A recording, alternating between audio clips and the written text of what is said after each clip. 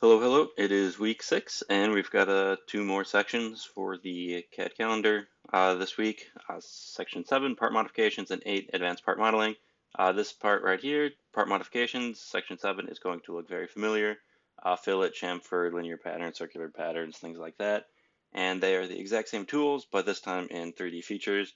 You guys just did all of these in 2D sketches, but now we can apply these same features the same way you would think logically they would apply to 3D features is how they would apply. So we're gonna not spend too much time on there. We just want you guys to know that you can apply those same tools in 3D sketches. And then we're gonna go ahead and, as always, create a practice part. It's about 1:30 in the morning, so what's on my mind? A nice big cup of coffee. So that's the part we'll be making right now. We're gonna use the sweep, loft cut, and then some fillets in 3D parts. So I'm going to go ahead, as always, make this part. And with these more advanced features, these drawings are going to get a little bit more difficult to read, so I'd recommend getting familiar with these drawings and really seeing what these dimensions are pointing at. So we see we've got this top, front, right view, and I'm going to go ahead and start with the top view right here. We can see that it's going to be this hexagon, and it's going to be 83 in this inscribed circle, and we'll have this 95.84 just to kind of back up that measurement.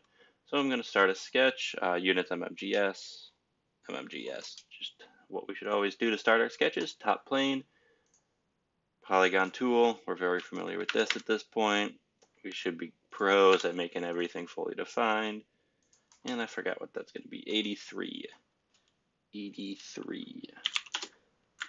So now what we can do is measure this point to this point, since this is going to be the top view. That's that to that, that's that to that. If we want to just double check, 95.84, but evaluate, measure that point to that point, 95.84. So that's just a kind of a sanity check, make sure we're good. So in order to do this sketch, we are not going to go straight into a feature. We're just going to go ahead and exit the sketch. So now we can go here and we can see that this part is going to use the loft feature. If we're familiar with our Linda videos, we're going to need to now sketch this circle up at the top with a diameter of 83 as well. And we're going to have to use a reference geometry. We're going to have to create a new plane that's going to be 95 millimeters above the top plane right here. So this was actually last week's videos, so we should be good, but just in case, we'll go over it. So I'm going to select this plane that I want to create a reference plane off of. We'll have this top plane right here, features, reference geometry, and then click plane.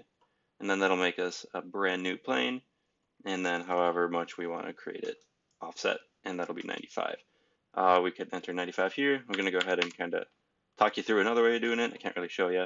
But if we hover over here, when we get these arrows, I'm holding down the control key, and then you can click and drag, and it'll start a new plane. And then we can go over here and edit in 95. 95, so that's what we want. Going to go ahead and create that new plane. So now this plane acts like any other one would. It acts like any of the original front, top, or right planes.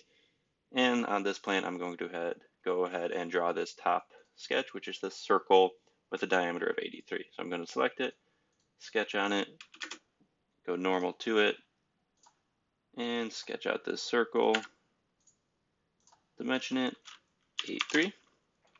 Perfect. And we're fully defined. And now we're going to go to our new feature, which is the lofted boss base tool. It's going to ask for two profiles. We want these and these. And then it's going to create this geometry going from this one to that one. And we're not going to have any guide curves. We're going to keep it simple to start. And that looks about right. And then we'll get a lofted cut here in a bit in order to hollow this thing out. So we've got this general shape. Now I'm going to go ahead and add this not so ergonomic handle right here. So we know this is the front view, so I'm going to go ahead and go on my front view to sketch along with it.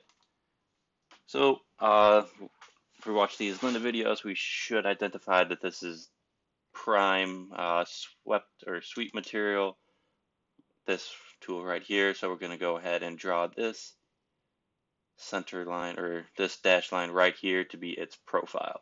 So I'm going to go ahead and sketch that. I'm going to go ahead and sketch on this front plane here. Sketch on the front plane, great. And for this, I'm going to use our favorite 3-point arc. Here, get something sketched out, and then we'll dimension it here, 2575. From here to here, we'll call it 25. And from here to be 75. And then its radius is going to be 30. Great. So now we've got this kind of sketch that's kind of intersecting our part.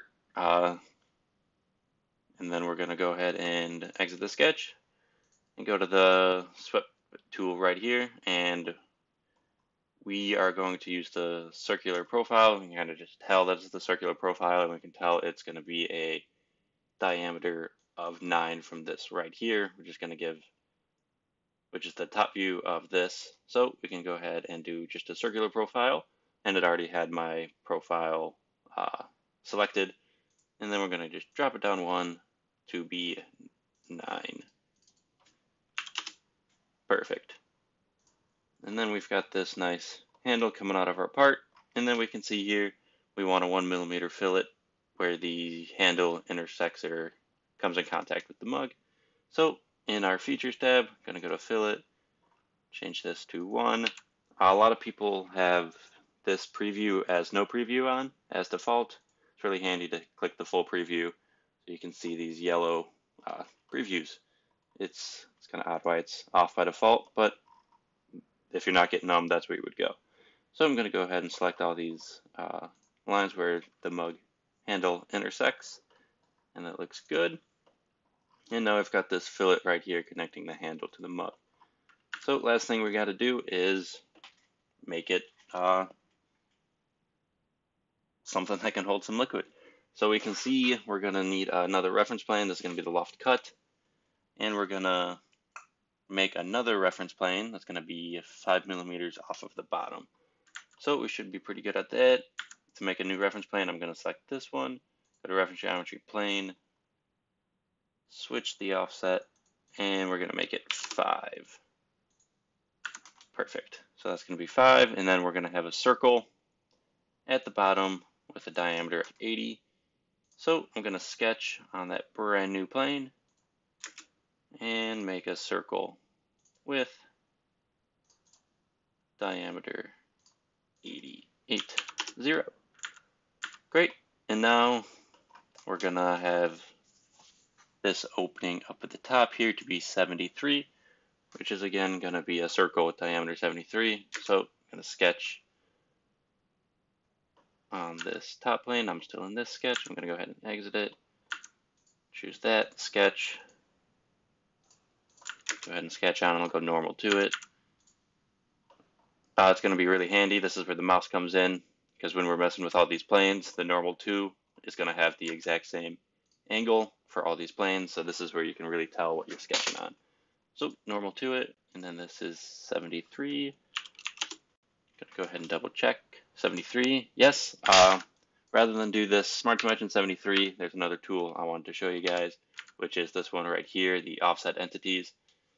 It's going to be really handy when we have multiple features and sketches together, when your feature tree over here is going to be filled with different features and sketches. So this one's kind of self-explanatory. It's been in the videos, but offset entities, they ask you to select the entities you want to offset. We're going to reverse it in, and it's going to be 5. So for this application, it's easier to just dimension it to be 73, because you can see it as 73 and you might not intuitively think it's going to be 5 less, but it's there. It's a really useful tool, and I just wanted to show it to you guys.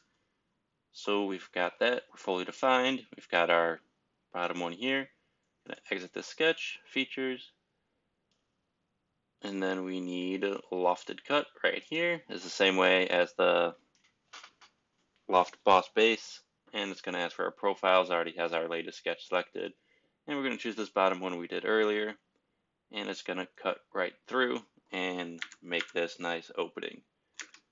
So it's looking pretty good. One last thing we got to do is make it ceramic porcelain, and we all know how to do that. And materials, and this one is in other non-metals. So we're going to go ahead and apply that, and then we can go ahead and double check our mass 30339, 30339. So we're good. These are some very powerful tools, so I'd recommend we do more than watch this video. Highly recommend the Linda videos. They go pretty in depth on a lot of the guide curves, a lot of the other features up here. Boundary boss base, this one's very powerful, but I only had time for simple practice part. That's could be something you'll see on the quiz, but when you guys are in the midst of Project 3 and creating your own stuff, these tools are going to be indispensable. So, would highly recommend, but right now, that's all we got for you. Thanks, everyone.